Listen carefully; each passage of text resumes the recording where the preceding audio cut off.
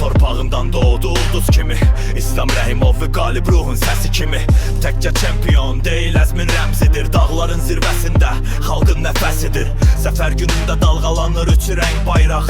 Qəhrəman oğullar kimi durub ayaqda. O da bir igid qalib ölkənin övladı. Zamanın yandaşında yazılıb adı. Dağlar ve çaylar şahit semada eşidir. Her addımında zəfərin izi görünür.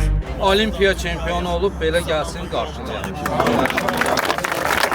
İslam Rəhimov İgid adın çağrılır.